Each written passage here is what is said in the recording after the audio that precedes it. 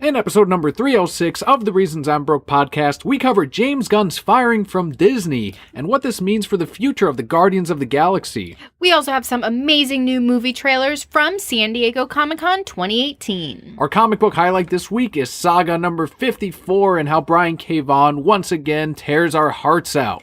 All of this and so much more on today's show.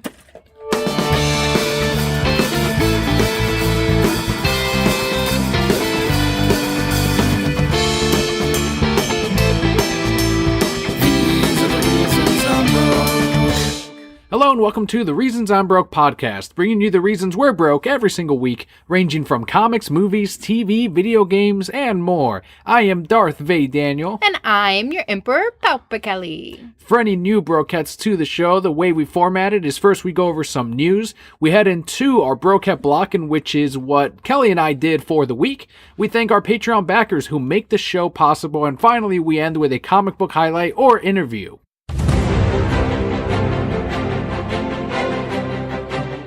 We're going to start out with some crazy news this week, though. Things I did not expect. You might have seen it coming a mile off. But the Guardians of the Galaxy director, James Gunn, is fired. He's gone. No more. He gone. See you later. Bye. So after an online conservative group resurfaced tweets from 2008 and 2009, Disney has completely severed ties with the director of Guardians of the Galaxy Parts 1 and Volume 2. He also co-wrote those movies, but no more. I don't know what this means for Guardians 3, because he was in the process of writing that third piece. They gotta scrap the whole thing and restart. This group got so upset, too, that they threatened to protest at Gunn's Sony presentation at San Diego Comic-Con with large printouts of his tweets. So what ended up happening is Gunn kind of made himself a bit of a target in a way, because he's always been outspoken against Donald Trump and a bunch of political conservatives, that this group, from what I understand, they really went... you can find them on Reddit, but they have like an official website as well. And they ended up going after James Gunn by digging through his Twitter timeline. And it really doesn't take that much, especially given the hundreds of tweets that James Gunn put out on joking about rape, child molestation, AIDS, the Holocaust. Hundreds of tweets, and these went on for 2 years up until he was hired by Disney. If he had not been hired by Disney, they would have continued. But I was young, and it was just for shock value. That's what he put out, and people were like, you were in your 40s. Young, fucking young. What was even funnier is merely months ago, he was on Roseanne, like on her ass for her getting fired on ABC for doing something not even as bad as what Gunn did years ago. And he was like, yeah, this is what happens when you say things on Twitter. And then he does something even worse that happened, years ago, but that was still on the timeline. That is still something that resurfaced that Disney now has to deal with, and deal with they fucking did. We do have a statement from Walt Disney Studios chairman Alan Horn, who said, quote, "The offensive attitudes and statements discovered on James's Twitter feed are indefensible and inconsistent with our studio's values, and we have severed our business relationship with him." End quote. In response to the controversy, Gunn tweeted out, and this was before he deleted his Twitter, quote, "Regardless of how much time has passed, I understand and accept the business decision taken today. Even these many years later, I take full responsibility for the way I conducted myself then. All I can do now, beyond offering my sincere and heartfelt regret, is to be the best human being I can be." End quote. The thing that cracks me up about this, and I'm going to touch on the Marvel sheep for just a minute. So I was working when all this happened, and you were giving me a play-by-play. You're like, oh, he said this now. Oh, look at these tweets. Oh, he's fired, which we knew was coming. The second this went out, we knew he was getting fired. There were people in doubt, believe it or not. Oh, no. So anyway, I'm at work, and, I'm doing my thing, and I'm working, and somebody comes up and goes, "Do you like the Marvel movies?" And doesn't give me a moment to answer because obviously I must, right? And she goes, "The director of Guardians of the Galaxy got fired over a tweet. And it was years ago." And I looked at her and I said, "It wasn't just one tweet. It was hundreds. And they were some pretty disgusting things." And I just left it at that. And she was like, "Oh." And that was it. Things that he should be and is being investigated for. Yes, because anyone absolutely. that does, the majority of those tweets were about touching little boys, and that's what set off those red flags for a lot of people, especially. Yeah. Like, that's not really like, okay, there's shock value. That's not fucking normal. It's not normal, and it's your mind should. And again, like, I'm a parent, so I won't say I think about these things. So that sounds like weird when I say it that way, but these kind of things as a parent are always running through your mind. Like, there are sickos out there. And those are things that I would never think to joke about. Like, even before I was a parent. But now as a parent, even more. Like, you don't even joke about that. I don't like it when people look at my kid in public. I don't like it when people talk to my kid in public. He's a cute fucking kid. But there are just some things you don't joke about. Even if you were to just accept the fact of like, guys, he was only making a joke. It's like, yeah, and who the fuck has to deal with this now? Disney, who would never, ever mess around with those kind of jokes because they are a family company. He was making jokes about getting fucked by Disney characters. Right.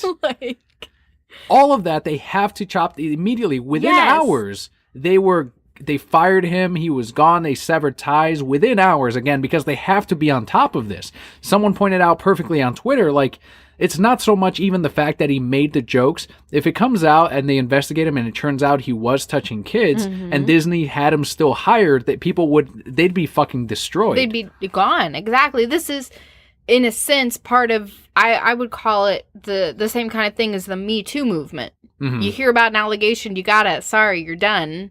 Because whether or not, there's always that chance that this is true. And now I've continued to hire you, continue to pay you when this is true. And this is even worse, though, than the Me Too thing, because there are tweets that he put out with his fucking thumbs. These are things that it wasn't even or his fingers. He doesn't necessarily put it on his phone. It's not even like he once said this, and it wasn't even like a word from someone like, did James Gunn really do that? No, there were hundreds of tweets about him, from him. Many, many screenshots. And his brother came out to defend him. He's the guy that was like, they killed all my friends in Guardians 2. You had that perfect impression of him. And then they dug into his timeline, and that was his brother. He killed all my friends.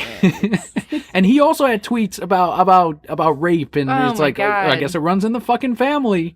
One of my favorite things was, and it was that same day, and because we've garnered this following of like DC fans, and also we ended up, we're left, right? We're left leaning, but we ended up siding with the conservative group along with the rest of the DC fans, because we were just like, yeah, you guys were on Henry Cavill over that subtle, like, I'm afraid of the Me Too movement, so I won't even date with anyone outside of, like, my exes. And that's an unhealthy thing, but that's what I have to do now. And they immediately jumped on him. If Zack Snyder, Henry Cavill, Jason Momoa, anyone at WB had one of these tweets that James Gunn had put up, just one, the fucking bloggers and all of Twitter would still be talking about this months and months later. It would be a forever reference when talking about Warner Brothers, when one of these movies, when their next movie would have released, for a single fucking tweet. And instead, James Gunn, who had hundreds of tweets, all of us DC fans were like, where the hell did the Marvel sheep go? It was silence. It was like a tumbleweed. They all disappeared from Twitter. It was like Disney themselves snapped their thumb instead of Thanos and got rid of all these Marvel sheep. They all went hiding back into where do sheep hide? Where do they sleep? In their barns? In the barns. They went back to the barn. And then it was like sleep silence. On some hay. And of course we all kept joking like, it's past their bedtime, guys. They like kids movies. It was amazing. I called it the silence of the sheep. It was a phenomenon. I think it should be studied in history books. I think it was just like, where the fuck are you guys? Where the hell did you guys go? The day the internet was silent. It was amazing. It was incredible. It was blissful in many ways. And then the deliciousness of like, okay, what are the Marvel sheep gonna do? They're gonna wait for the first blogger, the first verified, the first blue check mark to say something, and then they'll just follow up and just agree with them. Because again, sheep, right? And the next day, sure enough, they were defending these tweets. Stop. Like it was a long time ago. He's grown since then. You're not the same person 10 years ago. And it's like, he was again in his 40s. The man is in his 50s now. And even then, he shouldn't have made these anyway. He should have deleted them. But the DC movies are still the same as that one movie that they didn't like however many years ago. But we're different now. James And when it's Gunn is different, they get upset. Yeah. Yes. And that was the narrative. It's like, I never would have guessed if you had told me, like, at any point that the Marvel sheep would be defending rape jokes, defending anti-Semite jokes in the name of their fucking movies, then I would not have fucking believed you. But they surprise me every single day. I'm just going to get upset if we keep talking about life. But let this be a lesson to all. Either one, don't put it on the internet because it will stay forever. Or two, go back and delete it. And I really hope that James Gunn invested his money wisely because he is not getting any more for a long time. And that's what I was also saying on Discord. Like, that is the highest he ever probably got was Guardians 1 and 2. In terms of how much money Disney made out of that and how much he made, depending on what kind of percentage deal he got out of it. Will he ever make another, like, Guardians 2 type of thing? He's never going to make another Disney movie. They have to sever ties with someone that makes these kind of fucking jokes. That's what's going to happen. And someone that also brought up, this is the other thing the Marvel sheep were bringing up, was free speech. What about speech? It's like, yeah, you're free to say these awful fucking things, and but Disney's deal with the free to goddamn fire consequences. you, yeah. Exactly. And someone else brought up too, like, well, what the president says, and it's like, he doesn't work for fucking Disney. They're not going to fire, Disney can't fire the president. And even the president's not putting out these kind of fucking tweets. Irrelevant. Fake news. It is. That is fake news. If the president worked for Disney, he would be fired too. That's right. No director replacement or official update on the status of Guardians of the Galaxy Volume 3 has been given by Marvel Studios. So that is a halt right now as far as how they're going to proceed with this movie. Movies that have not halted, though, that are pushing ahead full force, and we are so fucking excited, are the movies that we got trailers for at San Diego Comic-Con 2018. And this is going to be a nice chunk, a nice block of San Diego Comic-Con news. And unlike what the media kind of seems to cover when it comes to San Diego Comic-Con, there was comic news in there. Obviously, those news stories don't get as much clicks.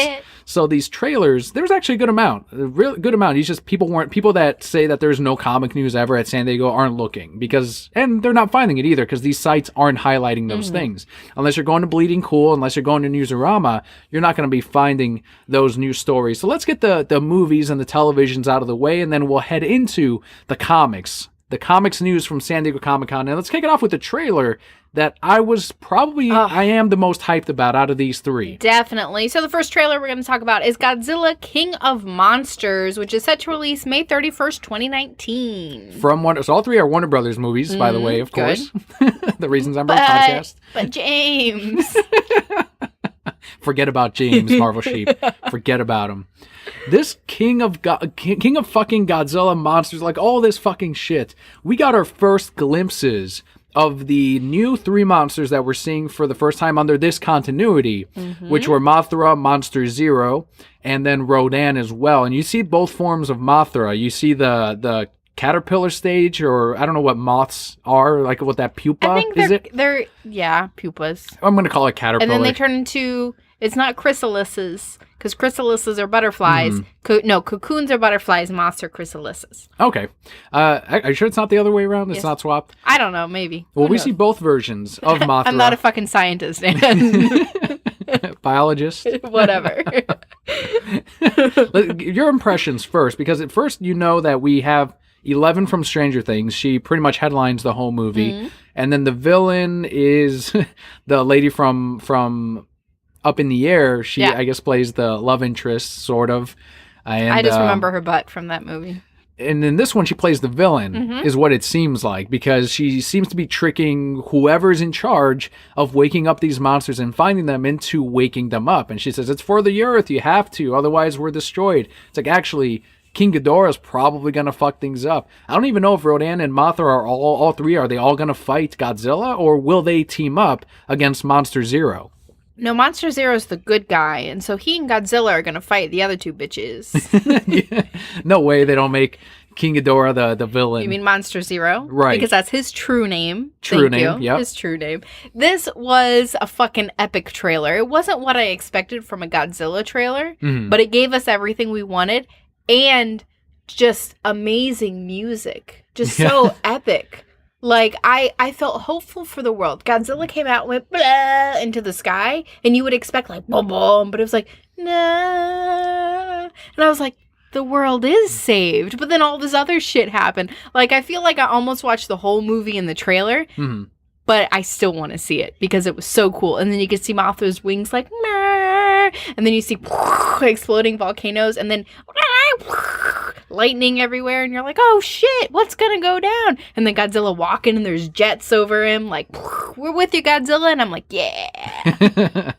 Like, Rodan is fucking up neighborhoods. Yeah. It looks like in one scene, it grabs a jet and just fucking tosses Like, it. fuck so you. Rodan kills some humans. Of course. I'm guessing Mothra won't, because they seem to be there with the egg and it hatches, and you never see Mothra fuck anything up. And then Monster Zero is frozen, I guess frozen in ice, and you see the silhouette of the 3 heads. That is more classic than I expected them to go with. I was like, okay, maybe they're gonna change the designs a little bit, like Godzilla's a little more Tubbins in this continuity. Leave Godzilla alone. Let Godzilla be as Tubbins as she wants to be. So I don't know if they were going to do something similar with the other monsters, and so far it looks like they're close to their classic designs, especially Monster Zero. You have to. 1, their classic designs are badass anyway. 2, you be changing my classic designs, I'm coming after you. Yeah, I love that you see the electric yellow lightning that Monster Zero is known for. Like, it busts out of the facility, so clearly unfrozen, busts out of there, kills a shit ton of people. And then you see the silhouette of the 3 fucking heads and the wings. Fucking amazing. What would you do if Aang showed up? Because they're all the different elements. Are they, though? Yeah, because you have, like, electric, and then you have Godzilla's water, and then you have Rodan as fire, and then Mothra can be wind or earth or whatever the fuck. I don't really care. Mothra's stupid. It'd be kind of Mothra is not stupid. Mothra is so stupid. Mothra is my second favorite Godzilla monster. You leave Mothra alone. You picked wrong. I think you're upset because Mothra beat the shit out of Godzilla once. I never saw that movie, so I don't even know. Oh, I'll show it to you. They We'll watch started it. singing. They're like, nah, nah, nah, Mothra. And I'm like, who are these fucking little people? Peace. And then I went back and watched the Monster Zero where they're on the moon and Godzilla does a dance. That's your favorite monster right there, doing dances on the moon. No, Godzilla did the dance on the moon. Monster Zero showed up and he's like, the hell is this?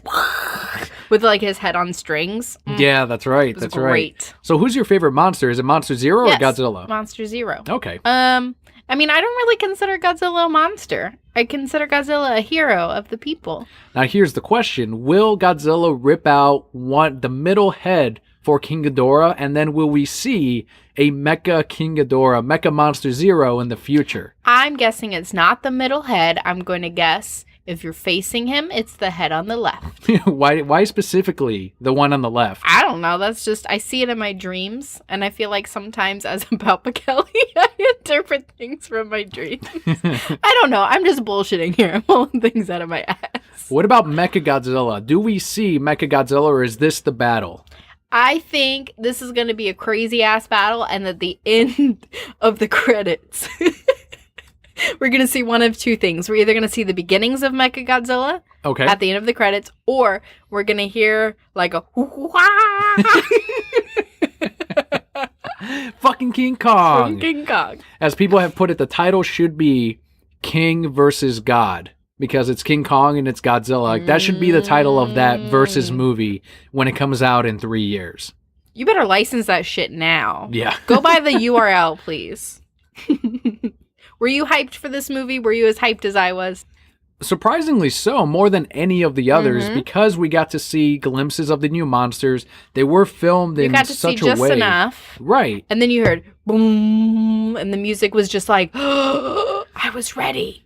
And also the sheer size of all of these monsters, especially when you see Rodan flying over the cities. Like, that just makes you feel like this is unstoppable. Like, Godzilla has to, at least Godzilla has to stop Monster Zero and probably Rodan as well. It might be a double team up. It might be Mothra and Godzilla versus Rodan and Monster Zero. Who knows what it's going to be? I'm excited. I loved the trailer, and I didn't expect to really love it this much, but they did an amazing job with it. May 31st, we'll find out all our answers. The one of 2 trailers that came from Warner Brothers DC Entertainment, and we knew ahead of time thanks to an accidental leak by, I believe, someone that worked at the production companies. said that we knew that Shazam was going to have a trailer in it, and then we knew that Aquaman was for sure going to have his. We didn't know that Wonder Woman was going to have a clip there, which they did not release online, but they had something exclusive to people that hung out at Hall H. Cool. And it was her taking down some criminals at the mall using her lasso of truth. It's a very, kind of short little clip, but something exclusive for them. And if you dig deep enough, you can find like a low-res version of it. But eventually it'll come online in a few months in high definition. They just want to give, the Hall H people some extra time to feel like they went there for something and not just for a trailer that is going to show up on the internet in their pocket within minutes. So that was the Wonder Woman aside. That's like our little mini coverage of it. The Shazam trailer, very early. They're still filming it. And clearly some of these scenes are from just whatever they cobble together from what is finished already, especially with the special effects. And then they plugged it in with a lot of the kid scenes interacting with Billy Batson after he's transformed into Captain Marvel. Like you said, this did feel like it was kind of put together hastily, but I think it still did its job. So after all these came out, I was hanging out with my dad, talking to him about it, and he was psyched for this movie, and he knows nothing about Captain Marvel. But again, it gave people just enough of a taste to get excited for it. We got to see, the Shazam costume up there ready to go. Looks great, just like we knew it would. Sorry, Marvel sheep haters. Looks great. You still get to see those funny moments of, I think, and I don't know his name. He plays Chuck. That's all I know him from. Zachary Levi. There we go. Zachary Levi. Wasn't he also the bearded guy from Rapunzel? Couldn't tell you. I don't remember. I'm pretty sure he is. Anyway, he still did a great job of being an adult, but acting like a kid, trying to act like an adult. And I felt that just from the small little clip. So that gave me hope for this movie. Obviously, it's going to be a lighter movie than some of the other DC movies. And I think that will pull a lot of people in, and hopefully we can turn the sheep. I'm going to stop talking about the sheep. We'll never turn them. No matter what, it could be the best movie ever, and they'll still find things to pick. And they did. But yeah, we're not going to talk about that. But that's what I expect from a Shazam movie. I expect it to be lighter. I expect it to be, this kid who comes from terrible circumstances, and all of a sudden he's the adult that he's wanted to be, but he also has an obligation to save people and take care of people, and he can't just think about himself. And that's what we got from the trailer, so good on them. And both him and his friend are clearly like huge Justice League fans. You see all the different memorabilia they've collected. You see those newspapers that we talked about last week, in which like this is when the Kryptonians landed on Earth. So he has all those newspaper clippings. He's got that Time magazine. You see that. You see the Batarang that he collected from probably an eBay seller that collected it from a crime scene or stole it from a crime scene. And he's got his with a certificate of authenticity as well. It looked to be like also some bullet shavings, or a bullet that might have hit Superman fell. And then that one also has its little certificate of authenticity. So now he's transformed and he's a superhero, and his friend is helping him along. And there's the superhero tests that they're doing. And even something people pointed out when they're doing that scene in the warehouse and the concrete, and even in the whole world that they've set up, it still looks like it fits in the DCEU in spite of the lighter tone. I think this is going to be a great movie, something that I'm very excited to see as well. Not that I'm never not excited to see a DC movie. But this is set to release April 5th, 2019.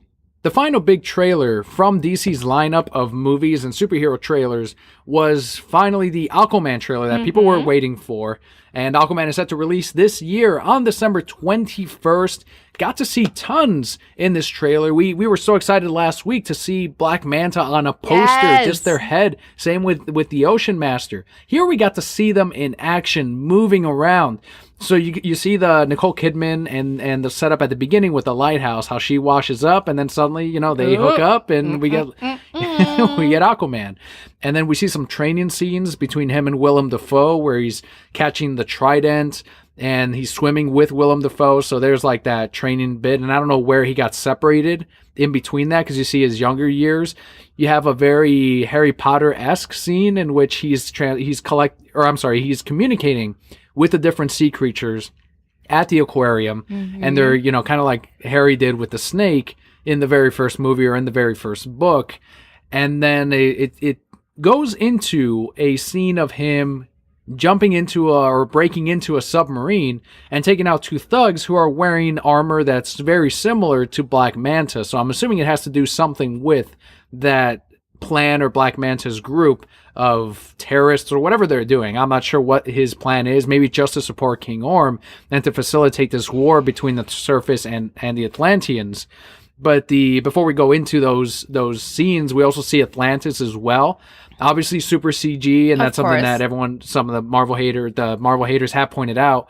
Is it's like, well, yeah, we're going to have an underwater fucking city. I'm sorry. Marvel haters are pointing out too much CG. Have you pointed to every single one of their movies? I'm sorry. Please continue. That's what someone pointed out. It's like, if that CG is terrible and that's over CG'd, then look at 90% of the Marvel movies on the lineup. So you can't have it both ways. And, of course, the Undercity water, the different turtles, the giant turtles, the great white sharks, the Mosasaurus that you see take out that giant crab. You see the sea dragons, all in action, swimming around, waging war between what seems to be maybe different ideologies, because obviously it's not the surface dwellers riding on great white sharks. Seems to be maybe King Orm's army that he's kind of trying to convince, and then the rest of the Atlanteans that are saying, no, we shouldn't wage war. And that's probably the side that Aquaman is on as well. Right. I will tell you the thing that bothered me most about this trailer was Mara's hair. Still kind of, it's more than it's exactly like that cover, right? We thought it was just going to be a photography thing, but in the actual movie itself, it is that bright and orange. Right. It is extremely bright. And I feel like the first images we saw, it wasn't that bright. Mm-hmm. And to me, I guess the reason why it bothers me so much is it feels very Little Mermaid.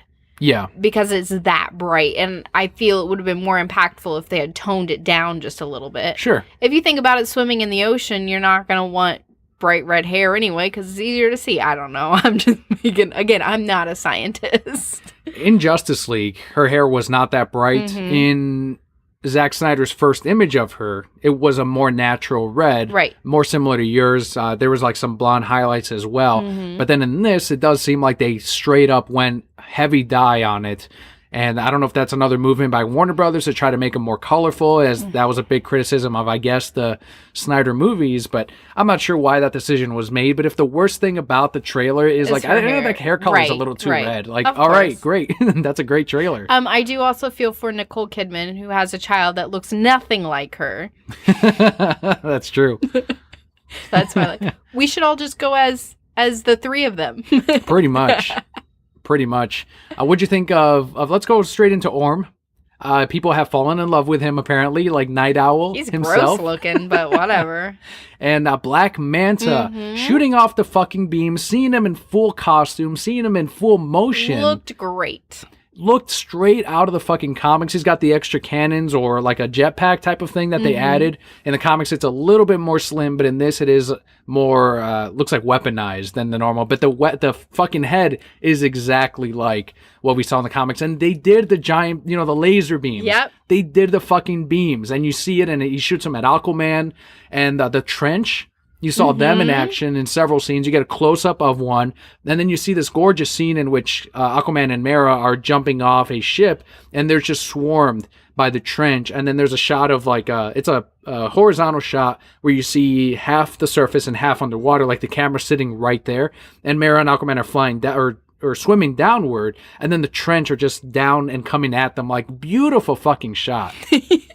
I love to see you analyze like movies and cinematography, and you just get so passionate and your hands start flying all over the place. It's a really cool scene. Really cool scene.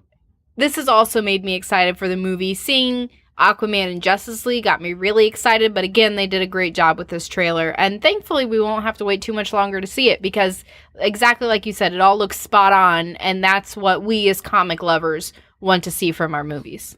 One of the other big things, too, is they straight up talk underwater. That's something James Gunn said, and he's like, no, there's not going to be bubbles that I'm going to have to create every time they speak underwater. And some people thought that maybe in Atlantis, like when they go into a building, like they would go through a door that would, like then they have air and they'd be able to speak. But James Wan's like, no, they just talk underwater. That's it. And that's what happens here. And it seems like he just says, yeah, I mean, whatever he decided to do in Justice League, fine. But here they can just talk underwater. They're Atlanteans. If you believe a fucking giant helmeted laser guy, if you believe in the trench, like you can believe in the fucking underwater talk. Well, you want to go crazy. Like when animals communicate underwater, they don't have bubbles that come out all the time when whales do their whale call. There's not, and granted, they do it with vibrations from their throat. Okay, fine. But why can't this be the same thing? And they just open their mouth because that's what we're fucking used to. Plus, it would look fucking weird. How do you fucking do it? Just have them talk in the fucking water. Just like in the fucking Little Mermaid and shit. Like, they just talk underwater. Oh, but that was a cartoon and it was Disney. And we talked last week about what would have happened if this were a fucking Disney movie. Holy shit. Anything else about the trailer? Do you think the tone was... some of the bloggers were saying there were too many jokes. And I was like, I didn't feel that way. Like, there weren't that many jokes in the trailer. No, I didn't see that many jokes. Again, it's lighter than what we've seen from the DC movies, I feel. I think there's still going to be a lot of depth to it, though. Get it? Depth. Okay. Anyway, I still think there's going to be enough substance to appease the comic book fans. But yes, they do have the opportunity to go lighter with this, with this particular movie, because the character doesn't have as much emotional baggage as Batman, if that's a good way to put it, or as much as Superman, as we've seen. His biggest thing, at least in Jeff Johns' run, is that he doesn't know where he belongs. Right. He's not a member of the Surface, really. He's kind of an outsider there. You saw it in Justice League. He helped this little town, but they don't really know who he is. They just know of legends, and they have it written on that bar wall or whatever that was, that warehouse in Justice League. And then in the ocean, like, he's obviously the proper king of Atlantis, but he knows he doesn't belong there either. That's something separated him from Atlantis while he was training with Green Goblin. Yeah, his name, I just William forgot. Dafoe. Willem Dafoe. So that's his inner struggle, and that's what we're going to see in this movie, of him finally being a member of both, like taking on the king of Atlantis and taking on the throne, but also still looking out for the surface world. And I wouldn't be surprised if he ends up back in the surface by the end of it. In his orange and green costume. Which we know we're going to get. Yeah, we saw the statues and the lineups and the figurines at San Diego Comic-Con, and it has Momoa in his orange and green. So at some point in the movie, we're going to see the classic outfit on the big screen. This is not all the fantastic news that we got this weekend. Warner Brothers has announced the Batman the Animated Series Deluxe Edition Blu-ray release for just some show. The greatest Batman anything ever?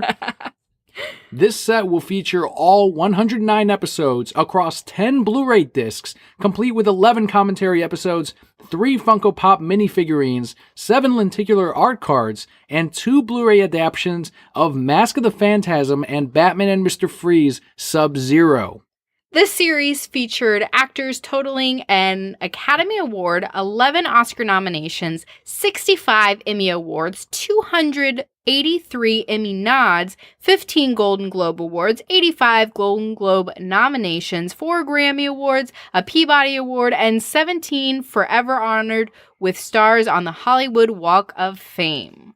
The greatest superhero anything in the world. I'll change that. Not just the greatest Batman anything, which already is. Well, that is the greatest superhero anything. Greatest superhero anything in the world. Batman the Animated Series on Blu-ray also has 25 featurettes led by an all-new over an hour definitive Batman the Animated Series making of documentary, which is titled The Heart of Batman. Some of these featurettes we got before in that Blu-ray set from over 10 years ago. They're retranslating them, reusing them, which really they don't, I mean, what more updated info can you have over that time period? They've already remembered the show, and they've just adapted them to that Blu-ray set and added them onto here. But it's nice to see that they've at least added some new material to the set.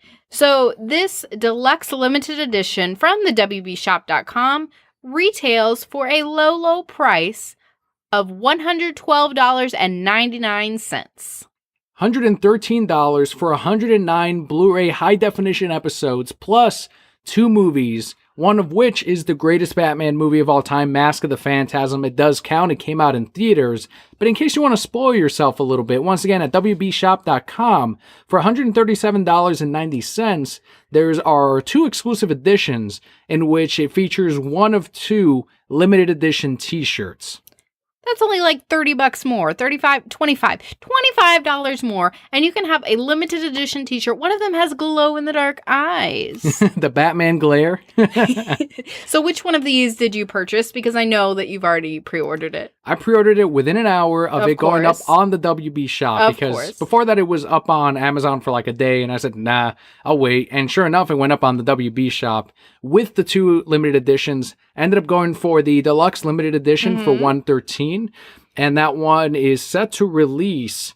What is it? Sometime this fall, I believe. No definitive release date last time I checked, or a street date.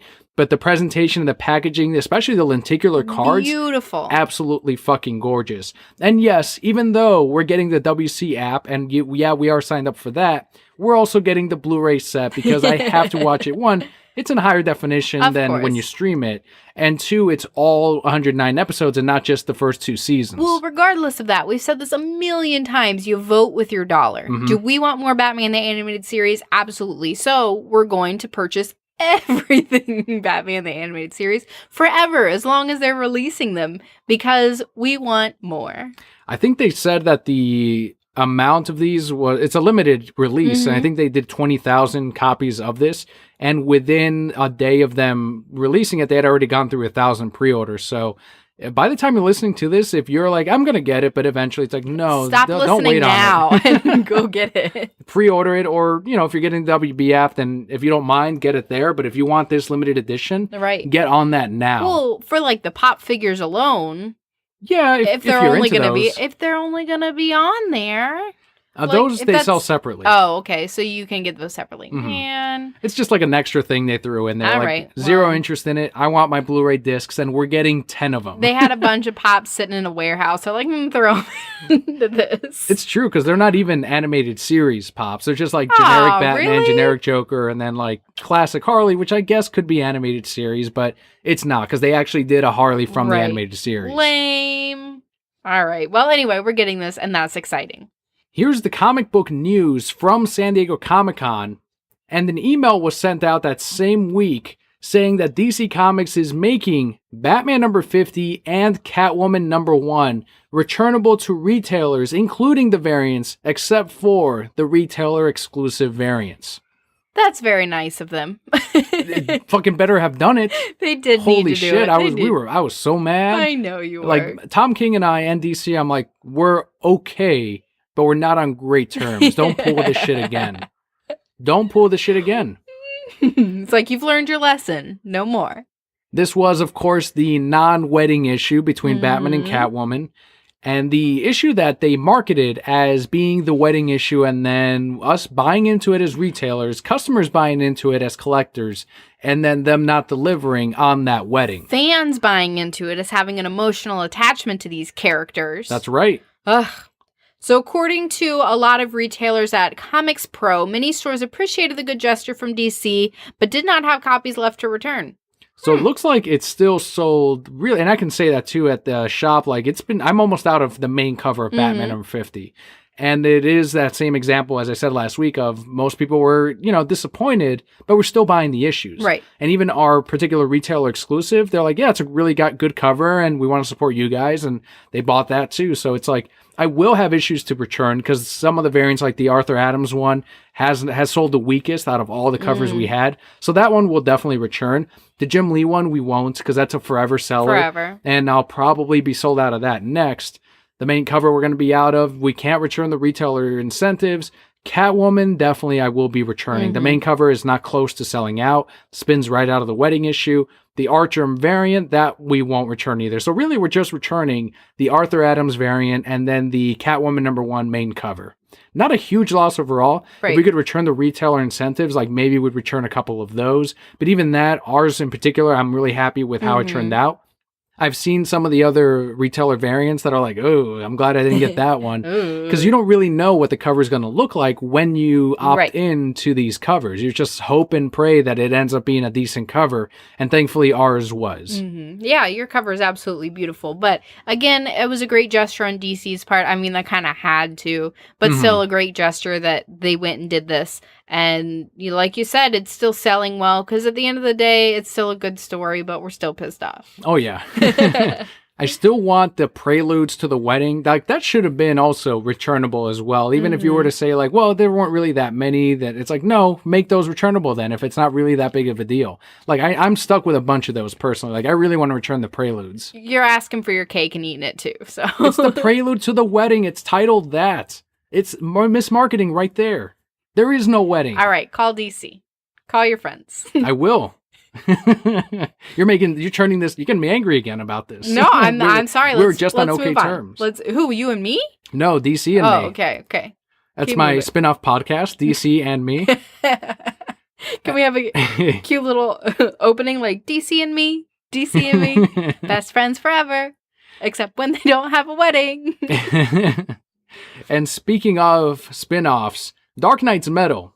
We are getting a Batman Who Laughs miniseries, 6-issue miniseries that will debut in November as co-created by Scott Snyder, who of course did the Court of Owls New 52 Batman and Dark Knight's Metal, teaming up with artist Jacques, who worked on All-Star Batman and does tons of covers for DC.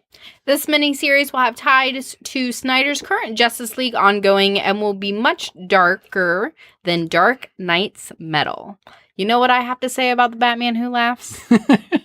The Batman Who Cares. The Batman Who Cares. I did not enjoy Dark Knight's Metal, as our brokeheads know. I will not be reading this. I don't have time to read books that I do want to read, and he's spooky. He's a little bit scary. He's super spooky. Is he scarier than Batman, though? If you're a criminal and you see both of those, like, who do you run towards? Like, Batman. I know Batman would always run towar's Batman. Because Batman's scary in Gotham already. Okay, they don't know who the Batman Who Laughs is. But here's the thing. Here's the thing.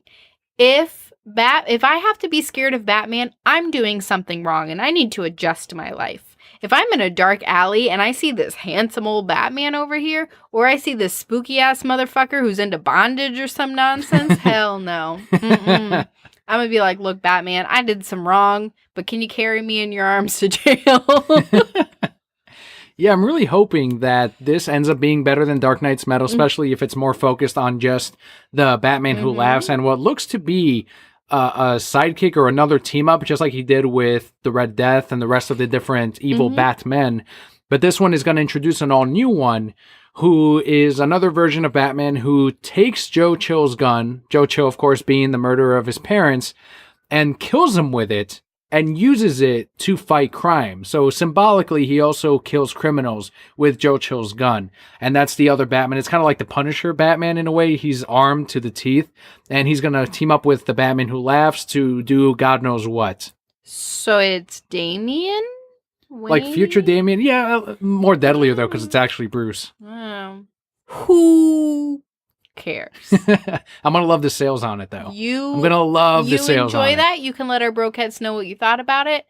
I will not, because I will not be reading it, because who cares? Here's some great news though.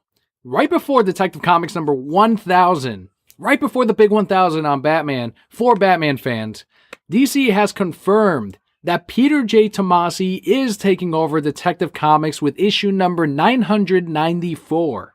It's about time. I love Peter J. Tomasi. What's Peter been doing? Where he been? He was doing Super Sons. Oh, that was great. He was doing Superman before Brian Michael Bendis took over. And we were wondering weeks ago when we covered where Peter J. Tomasi would land. And sure enough, he ended up on Detective Comics, thankfully. Like, we knew whatever he ended up on, we're going to read it. That's how we read Superman and enjoyed it, which spun into Super Sons, which we then loved. And now he's going to be on what is deserved, Detective Comics leading into number 1000. Is Peter J. Tomasi like Carmen Sandiego now? Like, where in the world is he? Where in time is Peter J. Tomasi? The superstar artist that is going to be teaming up with Peter is Doug Mahnke, who, of course, did the New 52 Green Lantern. Even before New 52, they worked on Green Lantern. Did he do his Galaxy Pants? That wasn't him. That was in the Sinestro book, not in Green Lantern. Oh, you're right. But Mahnke's awesome, and Peter J. Tomasi is fucking amazing. And who else would deserve it other than Peter J. Tomasi? Probably the best author they have right now. So excited. We'll see what he does with number 1000. You know it's going to be big. It's going to be fucking huge. There's going to be parties in the streets. I don't know. We will party in the street. So with Tomasi's return to Batman, because before he did Batman and Robin in the New 52, that was another excellent book that he worked on, DC will actually be bringing back Batman's trunks as well this year with a return to a more pre-New 52 costume, and this is, of course, to coincide with that big issue 1000. They did the exact same thing to Superman with Action Comics. You saying trunks, what you mean is his underwears on the outside of his pants. Well, here's the thing, though. The pre-New 52 costume had more like boxer type or trunks designs than the actual straight-up underwear. So they're like short shorts, I guess. Are they trunks? See, DBZ has conditioned me, so you're saying they're bringing back trunks, and I'm like, he's coming back from the future to be a Batman? I don't know. I've never referred to underwear as trunks. I don't think I've ever, I've heard of swim trunks, but here in the South, we don't call it trunks. We call them your underwears or your briefs or your pantaloons.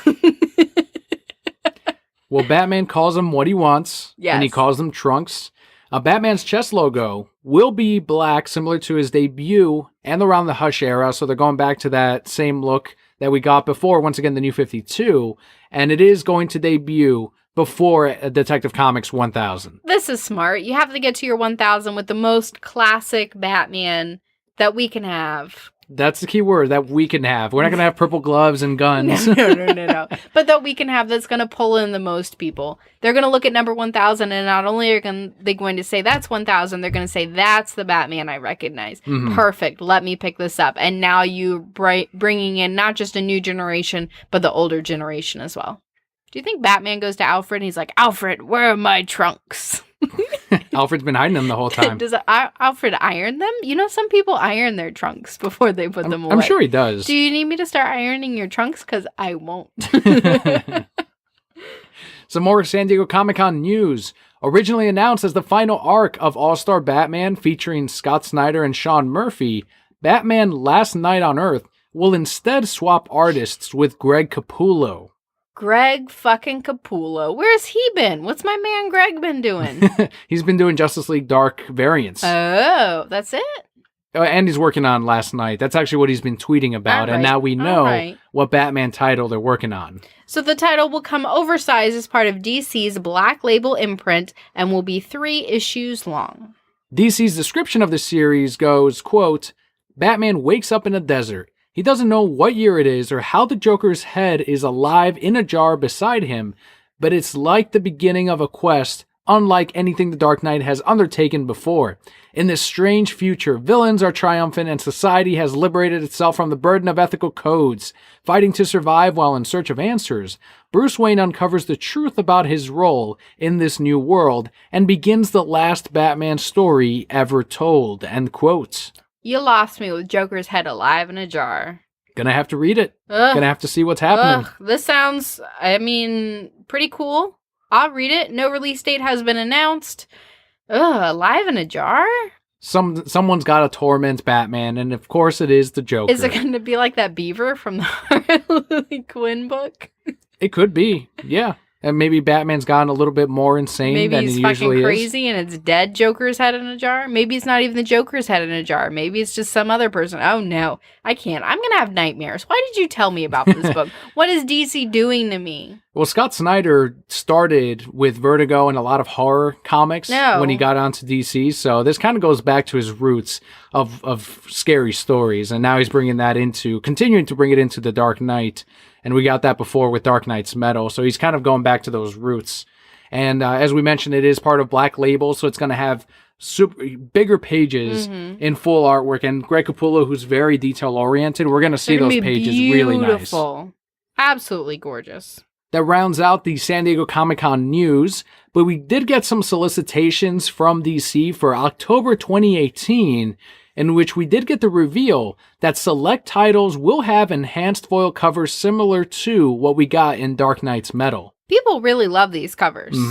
They love seeing them. They're not for me. They're cool, but again, not for me. But good on them. They understand that this sells. They're going to bring it out. They haven't revealed what titles yet. When you look at the solicitations, the backgrounds are very blank or very spaced out. So we're like, okay, that's going to be a foil one because that's where you can see the different colors like in Dark Knight's Metal. And to be clear to anyone that doesn't know what these Dark Knights Metals covers looked like, the first prints, they weren't like a hollow card from Pokemon where if you move them, you see like the different stars or shapes or anything. It's more like a metallic cover. Like if they were to have printed it on a sheet of metal, and instead it's the like silvers and whites that are kind of really highlighted when you move it against the light. It's not 3D. It's not a like a silver type of graphic. It is like enhancing the whites and the silvers in the regular cover. Continuing on with some huge comic news. 25 years after their first issue, Simpsons Comics will be publishing its final issue. This is it. No more after number 245. Along with that, SpongeBob Comics will take a hiatus after number 85. To that, I say good riddance. See you later. But the final issue to The Simpsons, issue 245, will release on October 17th. And those are the two books that Bongo was publishing. Like every now and again, they do a one-shot celebrating a Simpsons character. They do a Futurama one. And now it's like if Simpsons is ending and they're not going to do another SpongeBob for a while, that's probably it for Bongo Comics. Like they're not, I don't see them publishing anything else in the future after The Simpsons.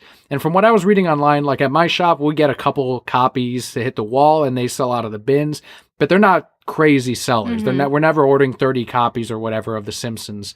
But over in Europe, they're consistently on like the top 10 list. Really? So overseas, they do really well. So they're saying that it's probably not a sales thing, but instead, most likely a licensing thing with Matt Groening or whoever's in charge of this comic imprint. People have pointed out that the fact that this Fox deal also gives The Simpsons to Disney, so that could be them prepping to either renegotiate with Disney for continuing The Simpsons comics, or if they completely stop publishing Simpsons, we'll probably start seeing them in a few years under the Marvel line as a new number one, unless they themselves relicense it out, just like they did with Uncle Scrooge and Mickey Mouse to IDW. Right. We'll see. I don't know. We pick up the horrors every Treehouse of Horror. Treehouse of Horrors. We also got, what was it? Winter Wingdings, Summer Shindigs. Yeah, we've picked up those. We haven't been consistent with the books, but again, we pick up so many. It unfortunately has to become a pick and choose for us. But sad to see them go, especially because it's been around, 25 years. That's a long time. Yeah, I more recently picked up the Krusty the Clown one-shot, which came out about a month and a half ago. We got the Scorpio story about 2 months ago, which is probably one of my favorite characters in The Simpsons.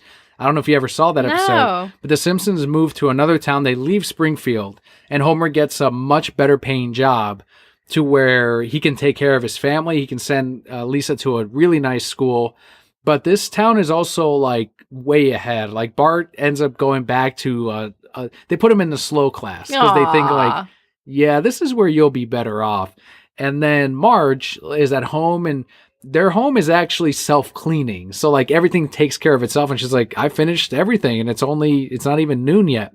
So she just starts drinking wine all day. And that's like her thing. But the whole his job is actually run by a supervillain, essentially. Okay. Who wants to take over the world. And the disguise of like a nuclear power plant is just him like launching missiles into other countries and bombing them. But Homer's job is the best it's ever been. And Scorpio's his name, loves Homer. It's unlike Mr. Burns, who hates him. And Scorpio loves him. They're best friends. He gets along with him. He loves his job. But the rest of his family is miserable. And that's like the conflict there where he's like, hey, I have to talk. My family wants to move back to Springfield. And Scorpio's like, let him go. We'll go bowling. Like he's such a positive like guy. And right. It's really hilarious. One of my favorites. And at the end of it, like the U.S. government is trying to infiltrate his base of operations. He's a James Bond villain, really. Like you even see Bond himself show up and he's got the laser thing in between his crotch. It's like, you're gonna die now. And Scorpio leaves, and Bond like reaches into his pocket, pulls out a quarter, flips it, hits the laser perfectly to where it splits the laser into 5 and hits his like chains and restraints, and he leaves. And like he starts running off, and Scorpio's like, stop him, he's supposed to die. And Homer happens to be right by the vending machine that Bond is running by, and he tackles him. And he's like, good work, Homer. thank you. And they walk away and you see like the henchmen like just fire like a million Oh bullets shit! into Bond. Fucking kills James Bond. Great episode. And that's when he shows up again is in these comics. So I was like, I got to get this issue. And it was hilarious. It was the same thing. It was just him being overly positive and being a great guy. Originally, he was supposed to be the villain in the Simpsons movie, but instead they created someone new, but still voiced by the same voice actor. Oh, okay. Well, I know Simpsons have been really important to you in your life. Are you super sad to see these comics go? More so because they are such a pillar to a lot of my early days in collecting. I did have a lot of the earlier issues, and I still do, of The Simpsons. I traded in probably the last 5 years worth more recently, and those are out of print, and the comic shop gave me some store credit for them, and it also made room in my collection. Just stuff that I wanted to get rid of and I didn't need anymore. So yeah, I am sad for that, but if they do a new Simpsons #1 in whatever imprint and they can keep a lot of these same writers or artists, then great. A lot of people have been reminding everyone that this is where Gail Simone got her start, was from the Simpsons comics. So they said, without Simpsons, we wouldn't have Gail Simone. Never forget. Here's something that does kind of definitely depresses you. Oh, so much. And at John72Tech said on Instagram, he can't wait to hear what your thoughts are on this. I'm sad. You already said, like, what's happening here?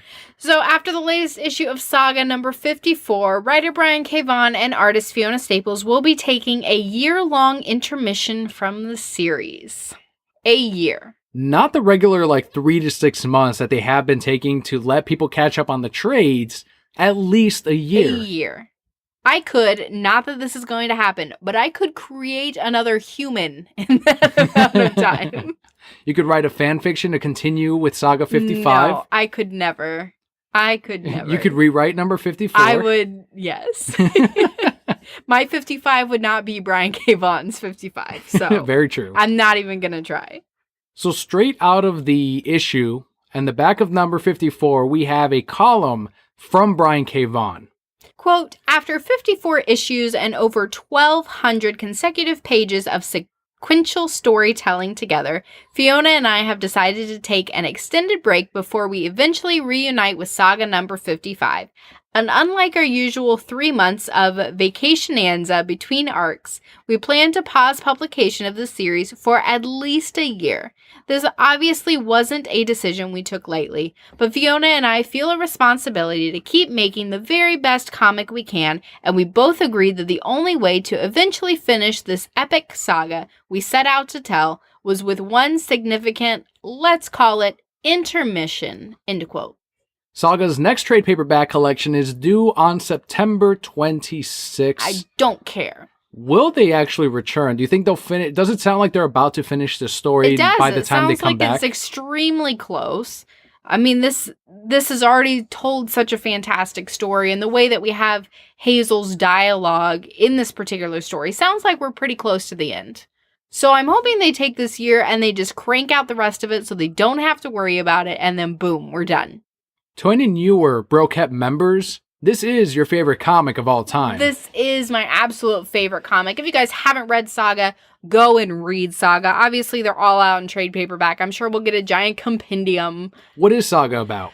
Saga is a space love story. Essentially, Saga takes place in the middle of a war between two different races, entirely different planets, basically, yeah. What are they? The landfall and the magic users? Something else, yes. But in this war, two people from these different planets fall in love and make a baby. And now they're being hunted across the universe. And you get to see, I don't know how Fiona Staples thinks of these things, but you have all these different creatures and everybody is so dynamic. And then you have Brian K. Vaughan who's creating these characters that you remember from the very first time. I don't know if you remember, there was some fucking guard lady. And I remember her. And she was, I don't know how many, issues ago, but every single issue has built on the previous issue. I've never read an issue saying this wasn't as good as the last one. It continues to build and continues to build, and we hit such a huge climactic point with this last issue, and now I have to wait a year. But the good thing about the good thing about his characters is I'm not gonna forget what happened. I definitely recommend it. whatever you're a fan of. There's something in this book for everybody, but don't read it at Starbucks or in public or let your children read it because there is a lot of dicks. Yeah, tons of nudity, tons of gore, tons of violence, Yes. tons of sex, tons of love. It's got everything. Really, every spectrum of the human emotion is in this comic. Right. You will find someone that you feel for. There are so many heart-wrenching moments where you read it and you go, how could they just make that happen? And then the next issue gets worse. Yeah. So you just continue to go. And like you mentioned, there have been 3 to 6 months gaps as they've caught up or let people catch up along the way. And even with these gaps, I feel like I pick right back up. I haven't forgotten anything. As soon as I open that first page, I'm like, oh yes, this is what happened next time. However, I would still like to be gifted with giant versions of this comic so I can read as my leisure and put it on the top shelf of our bookshelf so our son cannot find it. Never, yeah. And that does actually wrap up our last bit of news for the week. Let's head into the Brocat block where Kelly and I talk about what happened this week. And we actually got to go to the movies. Yes. And that is a partial title to the movie. We saw Teen Titans Go to the movies. And we saw it hours ago. Mm-hmm. What'd you think of this essentially movie adaptation of the TV show? So we'll start off by saying, for any of the new Broquettes, I was a fan of the original Teen Titans show, but I was not... I still enjoy what they did with Teen Titans Go. They did some great things with it. It's funny. It's great for kids. It kept the show alive, essentially, when they couldn't continue with what they had. So I was really excited for this movie, again, because I find the TV show so funny. There's things for kids and adults, obviously. It's a kid's show, but there's a lot for us to enjoy as well. And the movie just kept pace right with the TV show, exactly what I wanted it to be. There were parts in that movie where I was rolling. And the best part was the kid sitting 2 seats down from me was rolling as well. Like, there was something for everybody. Yes. And so that gave me hope that when Leo's older, he can enjoy it too. And he and I will both still be rolling. There was also so much in the background. I spent so much of my time looking at all the things in the back. And I'm like, oh my God, look at that. Oh, look at that over there. They had nods to so many things that we grew up with and enjoyed. And it just, I don't know, it was great. I really enjoyed it. The basic plot, at least where it begins, and we're not gonna spoil the whole movie, is that Robin wants his own movie, and he's seeing that all these superheroes have their own, and he's not getting it. So that's kind of the journey of this movie, of like, how does Robin get his own movie? And from there, the plot gets more complex when you have, as we saw in the trailers, Deathstroke showing up, and he plays a Deadpool? really funny role in the movie. And as you mentioned, the whole thing is, much like Lego Batman, a love letter to DC fans and to the DC universe, because there are so many references to the DC universe in the backgrounds. The Challengers show up at one point, and as obscure as that, and then as obvious as like a parody of Batman v Superman, all of it is in there. And if you just it's one of those movies that you want it when you rent it or when you watch it on Blu-ray, you'll want to pause it and look at the background, and you'll see if you've been following Dan Hipp for many years like we have, you recognize his artwork in the back and his art designs, his production designs.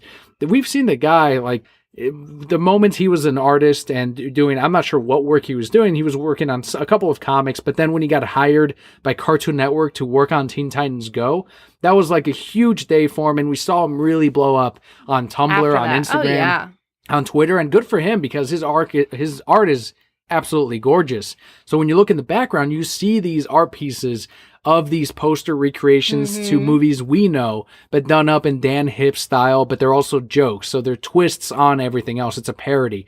And there's also the character designs to like Sinestro at one point, where you see a big card and it's like clearly Dan Hipp artwork that he himself did. So even from a animation standpoint, there are various portions in the movie where it switches from Teen Titans Go's regular style to others, to even like a slight live action felt style. So it really is a feast for the eyes. I think it will be nominated next year for the 2019, I guess it would be, Oscars on their best animated movie. We've also got Lego Movie 2 coming out later this year. So it'll be close on those two as to who wins. We'll see how that movie is. But this one did tons with the animation. It did follow that plot of like there's a downfall that every kid's movie falls into, unfortunately. And the film does it halts in that portion. And I'm like, all right, at least give me more references that I can look at. No, all right. But everything around it is just so referential to the DC universe that me as a fan, and you as a fan as well, like we read the comics, we've seen the shows, we've seen these movies. We caught so many things in the background and references that we were just like, oh, look, it's this. Oh, look, it's that. That it made it absolute worth the trip and the hour and a half sitting. And the movie, like you said, for an hour and a half really didn't feel that long. It moved, except for that middle part that you mentioned, it moved very quickly. But a lot of that, too, is because we're constantly looking in the backgrounds. They had some funny-ass jokes in there, though. Yeah. And I don't want to spoil it because it was my favorite joke. But the very last thing that Robin says, it killed me. I was dead. I was done. It was hilarious. Like, why would you put this in a fucking kids movie? But thanks. It was great. Or when Batman's car blows up. Yeah, that was amazing. And then you just keep going. And the things that you've seen from this trailers, the funny portions that they've put up, that's just the tip of the iceberg. There's so much more in this movie to enjoy. So if you are a fan of Teen Titans Go, definitely go see it. If you want a movie that you can enjoy with your kids, if you're a DC fan. Yeah, if you're a DC fan, go see it. If you're a DC fan, go get it. Do you want to spoil the part with the Teen Titans? No, because stay for the mid-credit scene. That's all I would say. Yes. And if you didn't go to this because it's like, fuck the Teen Titans Go, I like my originals, you've missed out on something. Yes. You missed out on something. And they knew you were going to, so that's why they put it here. It was pretty great. Yeah. I think that's the key. You said that the difference here is that Teen Titans Go as a show has kept the Teen Titans animated show kind of alive. And I think you're absolutely right. If they did not do Teen Titans Go, you bet we would. It's not like Teen Titans Go replaced the old show. The old show wasn't around for years. Mm-hmm. And then they did Teen Titans Go and it got the original show back into people's minds again. And now it's like we're gonna get another season. It has nothing to do with this movie, but we got that announcement that we are getting another season of Teen Titans at some point in the future. So like it didn't replace it. In fact, it kept what you love alive. How many years has Teen Titans Go been out now? A long 3, fucking... 4? It's more successful than the older show, for sure. Right, but the thing I'm thinking now, so let's say it's been out 4 years. Mm-hmm. Let's say somebody started watching it when they were 10. Sure. They're now 14. Now you got this DC app where, in theory, you're going to get all the original Teen Titans. Now they're going to watch that and continue on. Like, now they have something for the older kids, the kids who have grown up now watching Teen Titans Go. But they're going to say, I like the original. And be referring to Go? Yes. Yeah. That's pretty awesome. The other thing, too, final thing on the Brocat block here, unless you've got something else, is that the Podcast Awards 2018 nomination period, as of this episode's release publicly, not counting Patreon, it is the final day to vote. So if you're listening to this on Sunday the 31st, please head on over to the final day of voting, which is podcastawards.com, and sign up for it. You just need an email address and vote for us under People's Choice and Games and Hobbies. That's so very two major important, categories. Both. And also make sure to check yourself off for consider me as a voter for the 2018 Podcast Awards. So next month, August, when the voting period opens, if you're one of those voters, you can also vote for the podcast that way, because that's when it's ultimately decided who wins in that category. Right now, we're just trying to focus on getting nominated. So that's the main goal. If we're nominated for the 2018 Podcast Awards, amazing. Then the focus changes, though. And we have to, really campaign to, if you get chosen as a voter, to vote for the Podcast Awards on their People's Choice and Games and Hobbies. The whole process takes about 5 minutes. You do have to enter your email address to make sure that there's not people spamming. Mm-hmm. So they send you a verification email, you click in, and then again, People's Choice and Games and Hobbies. Before we go into our Patreon shoutouts, and that does remind me, because people like their Leonardo update, our son. Yes. How's the sleep training going? It's going. We actually had a breakthrough, I would say the last 2 nights, where he's put himself to sleep in 6 minutes. Now, those 6 minutes are not without gut-wrenching cries. Right. And during this, and you hear from people all the time, you hear from any parent, the sleep training is very difficult, but very worth it. Mhm. I've gotten to the point in 9 months where I have not slept for 9 months and I need to sleep. And part of the problem is he sleeps in bed with us and he tosses and turns because there's not enough room for him. So we're not doing this to neglect our child. It's better for him. It's better for us. He needs to learn how to fall asleep by himself. So that's what sleep training is to anyone without kids. Yes. So you're teaching your child to fall asleep because all babies can fall asleep by themselves. Obviously, we as adults fall asleep by ourselves. But when you cuddle your baby all the time, when you're always rocking him to sleep, they don't learn that skill. And it's just something they need to learn. Self-soothing is what you also hear it called. So the first 2 nights were hell. The third day, Leo and I just cried together. we just sat there and cried. And then the fourth day, he went to sleep in 6 minutes. Mhm. And today, I was just laying on the floor while he was playing in his room, on my phone. And he came over and he put his head on my arm and he passed the fuck out. And I'm like, whose baby is this? Because this was not my baby. So I think we're on the upswing. Granted, there will be good days and there will be bad days. That's what parenting is. That's what life is, good days and bad days. But we're taking a step in the right direction. And hopefully you and I will start getting some quality sleep. Hopefully, yeah. Sometime in our life, because it's exhausting and it's so worth it because he's learning something new every day. I don't think we told this on the show. The other day, he had like a stack of blocks and he wanted to get on the couch. And his fucking little 9-month-old self pushed it up to the couch so he could climb on the couch. And I'm like, how the hell do you know how to do that? You've never seen that done. And you're 9 months old. You are barely out of my womb. And you're like putting shit together mathematically. He's like, quiet, Mom. I'm trying to climb on this couch. He's a smart baby. He is. Very smart baby. Smart fucking baby. We're in trouble. Shit. The other nice thing, too, is last night, as of this recording, I guested for the first time on the Lazy Gaming Guys' stream. So I want to give them a huge thanks to Scott and Julian for inviting me on to the stream. And then Jacques was on the chat room as well. So thanks to him as well for joining all of us and for being there for the stream, too.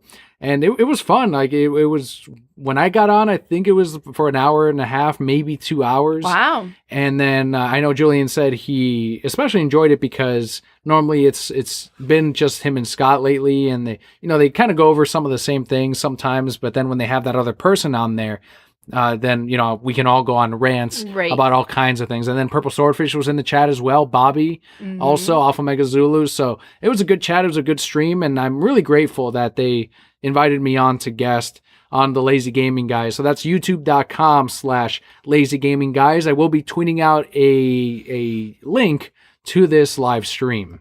But that wraps up what happened in our week this week. And now we can move into our Patreon shoutouts.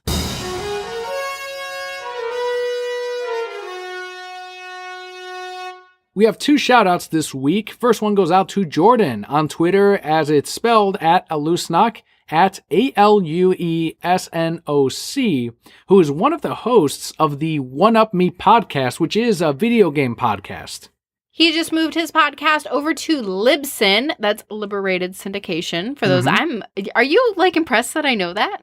I think you've heard me say it. That's our podcasting host as well. You should just be impressed at me. I'm impressed that you know that. Thank you. Moved his podcast over to Libsyn and is now available on TuneIn and Stitcher.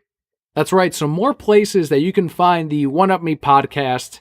And that is, again, on your favorite podcatcher. Just search One Up Me podcast for your video game podcasting needs. He also enjoyed the interview that we did with David Nakayama last week, and he took the time to thank him on Twitter. Thank you so much, Jordan, for doing that. Thank you. If you have not heard last week's interview, David Nakayama has been doing a lot of covers recently, especially for Marvel, some great ones in the past. We have some of his prints up at the comic shop, so we have his artwork displayed at the store. And if you also enjoyed the interview, please take the time to thank David. Huge thanks for coming on as well, and huge thanks to Jordan for your Patreon support. Our next shout out goes out to Andrew, whose Twitter handle is at @insmouth_tide. He is probably our most comic-centric Brocat Core member. He tweeted out, quote, "Loving wife, it's your birthday. What do you want to do?" With Andrew responding, "Well, it's New Comic Book Day, so... So I was a little confused. His wife is asking what he wants to do for Correct. his birthday? Okay. I thought it was his wife's birthday and he was asking what she wanted to do. And then he's like, oh, but it's New Comic Book Day. And I was going to shoot him down. But it is not the case. That's fine. It's your birthday. Do what you want to. Birthday extravaganzas are important things.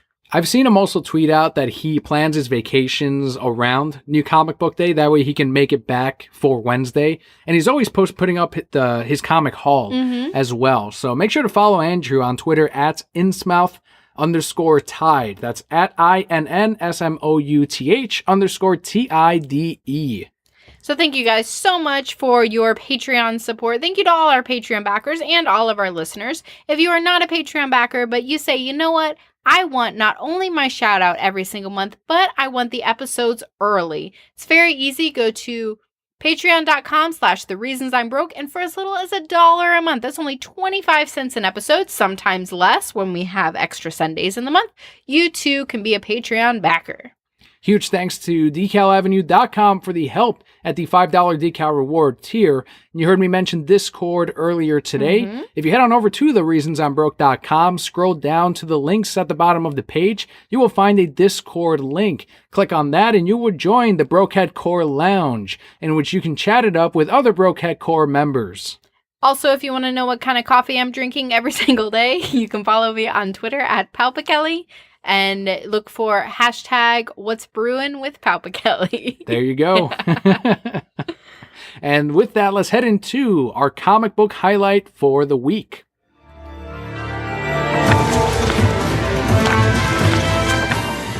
This will be spoiler filled, so if you have not read this book yet and don't want it spoiled, don't listen to me cry about it. But our comic book highlight this week is Saga number 54. This is written by Brian K. Vaughan with art by Fiona Staples.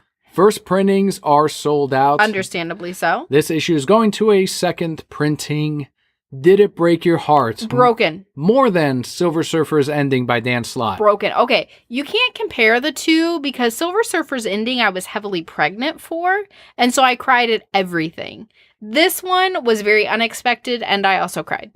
Number 54 moves extremely fast. As with number 53, you saw that we had the Will find our crew, find our members, and we were even feeling sympathetic for the Will as well, but that all changes with number 54. Even though we see that his mind is still, warped, but he still remembers those people that he loved in his life. But in issue number 53, we saw that he killed Prince Robot the Fourth. Yeah. And that was solicited as like the major death that Image Comics put out. And this was like the aftermath. Turns out this is actually the major death issue because we get the death of one of the characters that we've seen from issue number 1. One of our main characters, our biggest characters of this series. We don't know that he's dead. Throughout all these years. I'm going to spend the next year thinking he's not dead. Who do they bill as possibly dying in number 54? Marco. Marco gets impaled through the chest, right there in the center, by the Will. The Will's mangled ass hands. Yeah. It was horrible, and I wasn't expecting this. I can't process. I don't believe that it's true. I really don't think he's going to die. But like you pointed out perfectly, there's foreshadowing from page 1 where you see Marco's face. And then you have Hazel talking about how she gets to live this long life and not everybody. And then as he's dying, he has that flashback about his daughter where he talks about how much he loves her. And then it doesn't matter what she fucking does with her life. He's going to love her no matter what. And it's great that she got those moments with her dad because she may never get another moment with her dad. It was a strong, much like the rest of the Saga issues, it was a strong issue, and it was a very good send-off as well to this character. He's not dead. I don't know if he is, and it's Brian K. Vaughan, so probably dead. What dynamic changes now with Hazel especially, and then the rest of the crew, and are we going to get another time jump in this final arc for Saga when they do come back in a year and a half? And we won't see that fallout of this death until then. And there's so many ways that this can go. You know, Marco's kind of been the softer parent. He's kind of been the one who's had to rein Elena in because, you know, she's the one going off and doing drugs. She's the one saying, let's just fucking kill them all. And he's been that softer side. That's true. But also the one that's, you know, really the driving force in raising Hazel while Alana's done all these other things. And that's completely going to change. I mean, you know, you have Alana really stepping up and filling in that role that he's missing, which is going to be extremely difficult for her. But now Hazel needs these things. She's really, I personally see her stepping up. Yes, maybe we have another time jump and she really steps in and it has to be the softer one. Has to be the one who says, we need to stop fighting these battles. We just need to go, you know, relax. We're not changing the world. We're not changing anything. You know, our love created this daughter and I need to take care of her. Who witnessed the fight between the Will, Prince Robot IV, and Marco? Was there anyone else involved? Is it just those three? I only saw those three, but she knows that they were fighting because Marco called that giant fucking lightning bolt. See, and that's what I'm thinking. I was like, okay, I was going to ask you, will Alana kill with a will since there's nothing really to rein her back and she is very reactive as a personality? Will she straight up murder the Will for killing her husband? Will the Will lie and say that Prince Robot IV and Marco killed themselves? He ends up joining, and then we find out that Will and Alana hook up in the future, and then we get the story of her finding the truth. Like, what if we get that story when they come back? I don't even want to see that story. That makes me sick. Alana's smarter than that. She knows her husband. She knows that Prince Robot and whatever, they didn't just fucking kill each other. No. She knows it's the Will. Would you put that past Brian to do, though? No, because Brian's going to do something that we can't even fathom. How mad would you be, though? I would be so mad. You know what's going to happen, though? That one guy with the newspaper, because we completely skimmed over him, he's still going to print the article. Right. And then they're going to be like, they had sex, but they're already dead, so who cares? How do you feel about the Will now? Like, I hate him. He used to be one of our characters. Like, yeah, he's pretty cool, too. Yeah, he was cool, and then he went crazy. But you know what really hurt my heart, too? Is when they crashed through that, like, building... Right? That little fucking jellyfish ship. Yeah. And Sweet Boy's carcass was fucking on the floor. Oh, I missed that part. Yeah. And Damn. I was like, that fucking bitch killed Sweet Boy. Yeah, I forgot about it. I overlooked it because I was just like churning and really going through the pages. Like, what are they built? And it's a fast read. It is. Like a very fast read. I'm going to have to go back and revisit the slower things. Moments, especially, too. Great issue. And it's a good send-off, I guess, to this long 54-issue arc that's been ongoing and will eventually return with issue 55 in a year or so. So good on the team, the well-deserved break, but they left us in a spot that's really painful, really hurtful. It could hurt the series in a way because it's in such a negative ending and we're not going to see any uplifting things from it for another year and a half. When and if the issue does return in number 55, people are going to have like a negative type of impression on the series when that does come. You keep saying year and a half. I don't, it's because they said at least a year. I think it's going to be longer than a year. I don't like these words. We'll see what happens. I keep holding out hope that they'll go, JK, here it is. Right. But we'll see. To bring out a trade with all 6 issues done or something. Listen, and I don't want the series to end because I really enjoy it and they do a fantastic job with it. But if this is where it ends and we got this amazing journey to get to this point, then it enriched my life more than if I hadn't have had it. Right. So there's that. But that doesn't mean you can stop. But no, come back. Very true. But that does wrap it up for our comic book highlight for the week and the podcast. So huge thanks to all of our listeners for tuning in. If you just found the show, thank you so much for giving us a shot. Be sure to subscribe if you did enjoy the podcast and follow us on Twitter @ReasonsI'mBroke. And the Emperor Palpakelli, the goal is by the end of August to get you to 100 followers on Twitter. So I got like 3 more followers the other day. There you go. That was very nice. Thank you, guys. So that is again on Twitter @Palpakelli. There are links in today's show notes. So thank you guys so much for tuning in this week and for every single week. Broke at core, all will be well.